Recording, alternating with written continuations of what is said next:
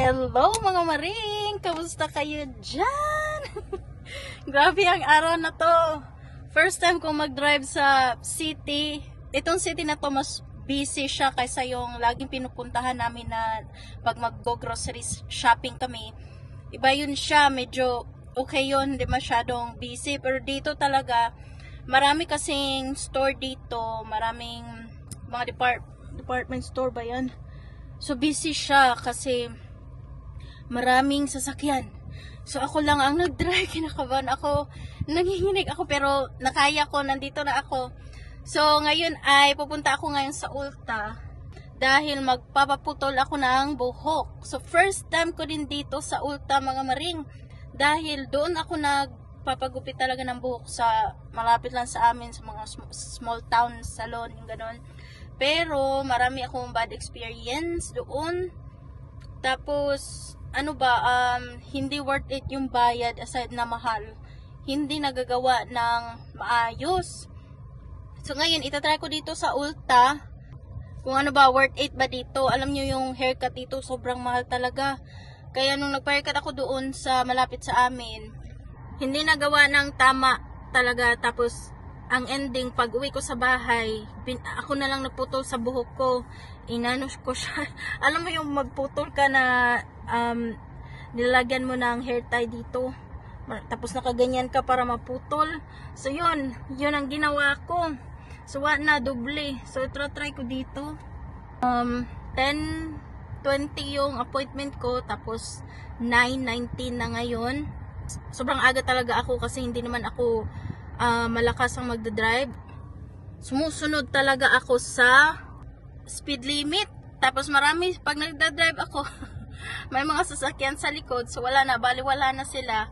Basta susunod ako sa speed limit kasi karamihan hindi talaga sumusunod sa speed limit. Mo-over sila. So hindi na ako makipag-kompetensya doon kasi mga naman yan sila mag-drive, mga expert na. Pero ako na nagsisimula pa lang, so sunod-sunod talaga tayo sa speed limit para hindi matikitan. So ayan, yung asawa ko yung nagbabantay sa mga bata ngayon. Sabi ko sa kanya, ihatid mo na lang ako kasi nandito ka naman pala.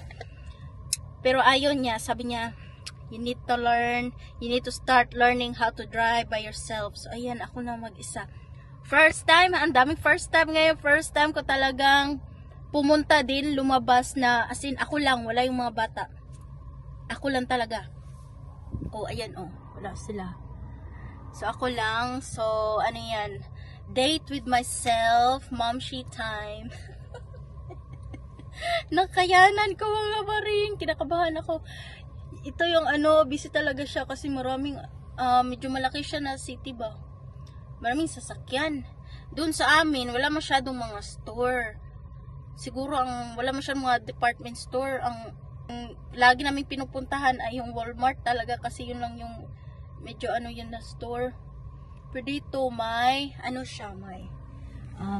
so yan, mayroong Five Below, may Ulta dyan. Nakapunta na kami dito noon. Yan yung pet ko. May Books A Million, may Hobby Lobby doon, may TJ Maxx. Dito yung pinunta namin noon, yung mga pag kami, yung previous videos ko na may mga pet store, yan yung pinuntahan namin noon, yung pet ko. Mahirap dito makahanap ng mga mga hair salon na satisfied ka talaga sa service na worth it din yung pinabayad mo. Mahirap. Based on my experience lang.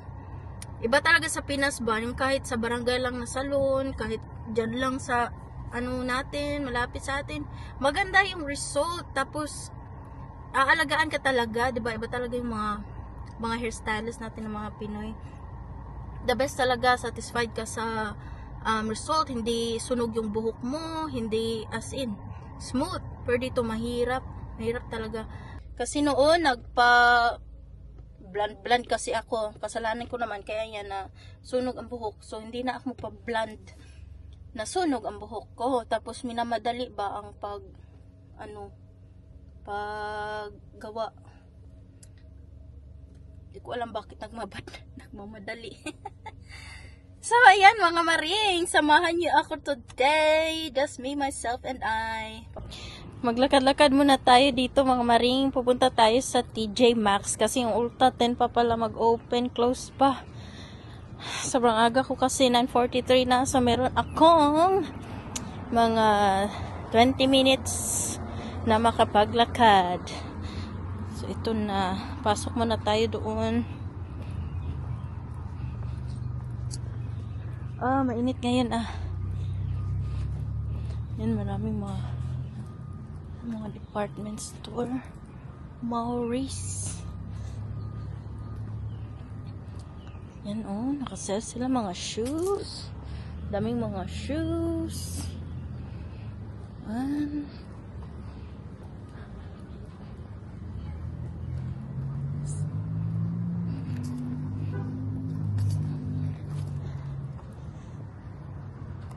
So, kailangan ko ding umuwi ng maaga dahil mga 2 PM magtatrabaho na yung asawa ko.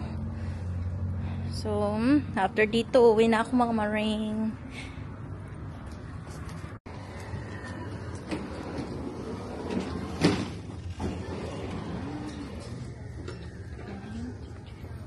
The bags are here. Daming bags. Very nice. How much is this bag? $30.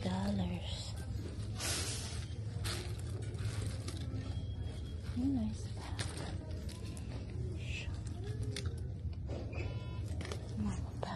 Uy, Calvin Klein na bag.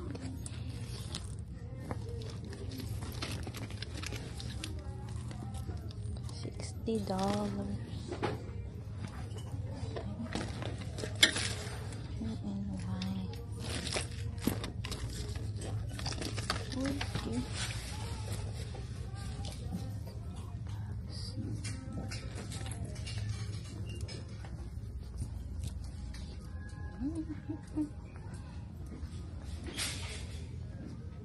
Wow. Nice bag. Isa means Rari. 40.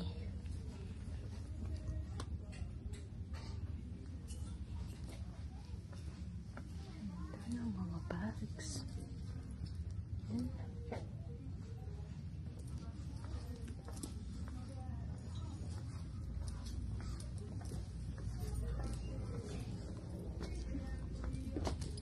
Unfine. $30. Nice. Nice bag for $30.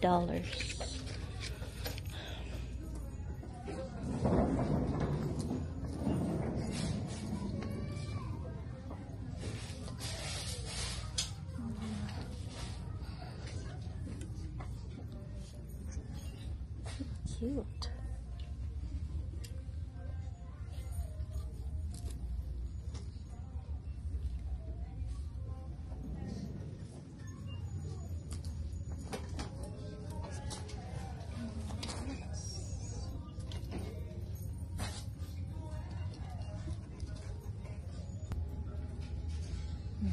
Ang ganda ng mga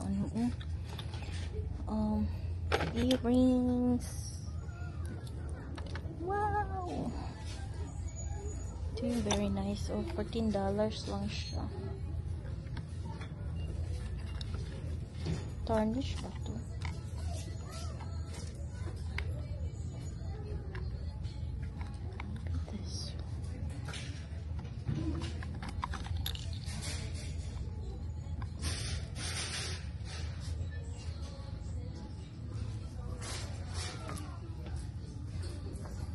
Very nice bag.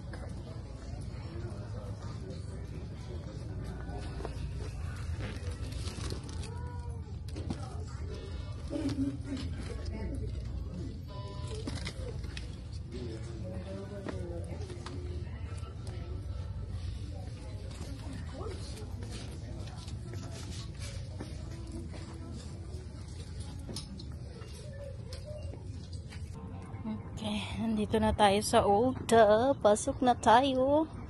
10 AM na. Ay, kaka-open pala. Hi.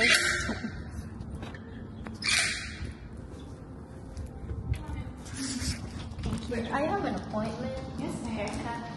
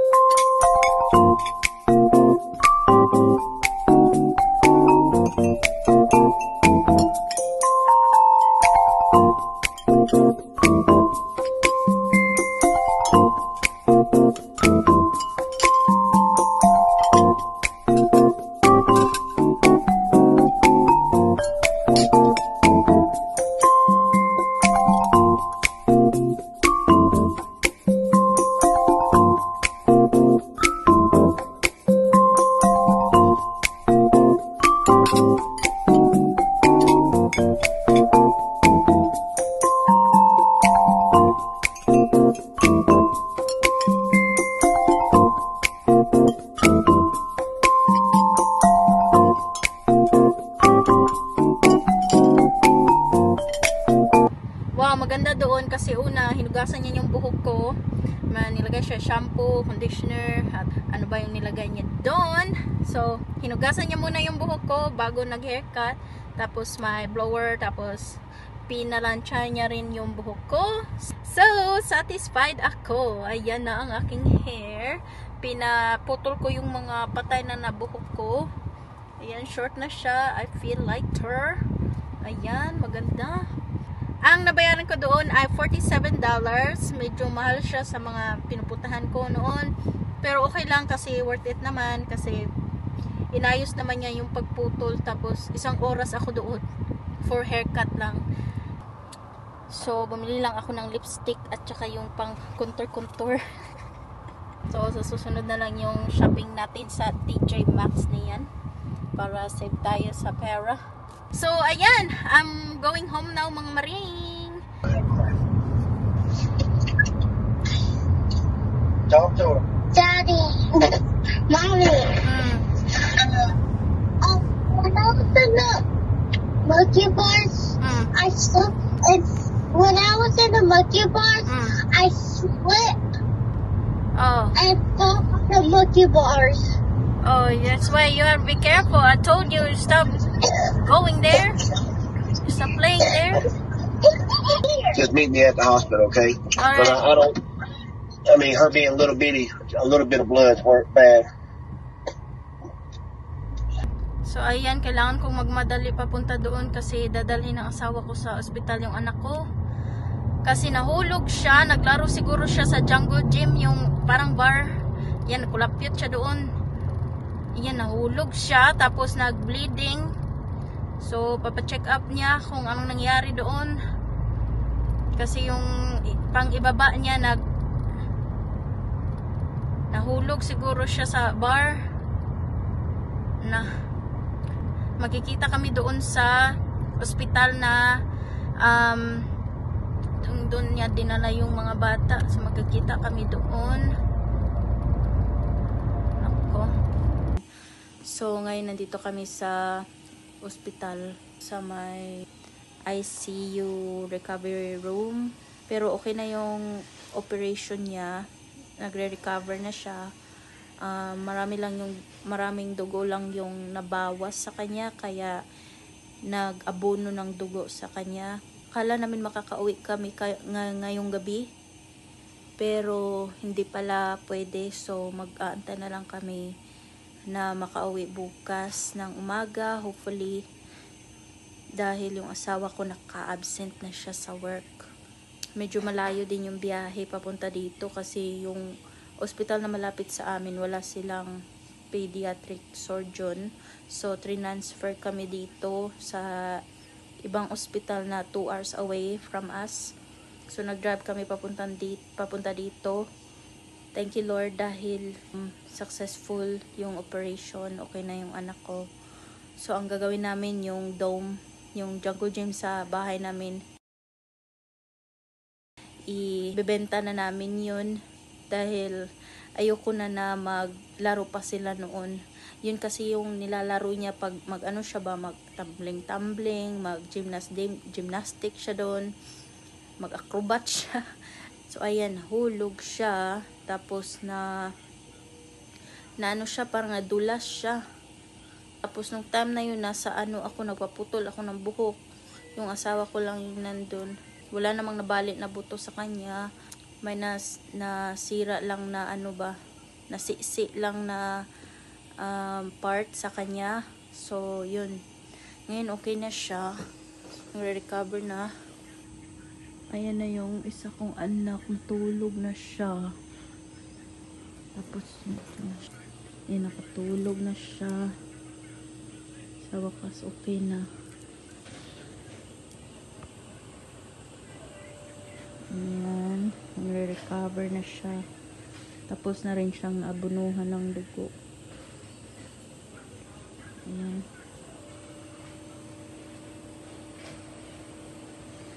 Maganda ang window view dito mga maring. Oh. Makikita mo ang mga lights. Ayan, nandito kami sa 3rd floor. Ayan siya.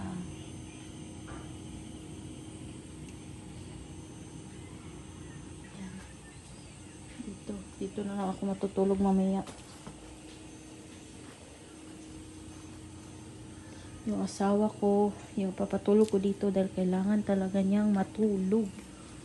Kailangan niya ng tulog kasi bukas magtatrabaho na siya. Magdadrive na naman siya sa trabaho kasi nagdadrive siya ng truck. So driving talaga yung niya. So kailangan talaga siyang matulog. So siya na lang dyan. Okay naman ako. Dyan lang ako. Alam nyo ang hirap dito pag may ma-ospital. Kami lang talaga ng asawa ko yung nagtutulungan. Okay lang sana kung yung ospital malapit lang sa amin, mga 30 minutes. Pwede naman kaming umuwi. Tapos ako na lang yung magdadrive pabalik. Kaya lang malayo to siya, 2 hours. Tapos hindi ako confident pa mag-drive ng ganun kalayo. Tapos yung yung interstate, hindi pa talaga ako confident. Tapos maraming sasakyan din dito. Kaya no choice, kailangan talaga niya mag-absent. So tomorrow hopefully makakauwi na kami. And we are home mga maring. So ayan na. Nandiyan na siya. Okay na ang pakiramdam niya. Say hello. You feel better now? Or still hurt a little bit? It still hurts a little bit. So siguro pagkadulas niya, yung bakal na pagitna sa dalawang binti niya. So yung sensitive part niya sa lower, na siya, nagisi. Ano ba sa Tagalog ang gisi? So ayun, kaya hindi nag-stop yung bleeding. Papunta namin doon. Walang humpay ang bleeding talaga. Meron na siyang blood clots na nagsilabasan sa kanya. Kaya naabunuhan siya ng dugo dahil half liter na dugo yung nawala sa kanya. Successful naman yung operation. Tinahi lang yun. Kaya nakauwi na kami. Siguro after 1 week, okay na to siya. Timing din kasi sa this week, spring break nila, walang klase. So, hopefully next week na pabalik na ang school, okay na siya. Pero hindi pa siya allowed na mag-play, ano-anong pang gawin dyan, magtumbling sa playground. So, bawal sa kanya yun para hindi siya mabinat. Hindi na talaga siya ipaglalaro sa mga monkey bars or mga jungle gym, bitay-bitay siya doon. So, ayun, pag uwi namin, niresitahan na siya ng pain reliever, tapos magiging okay na siya.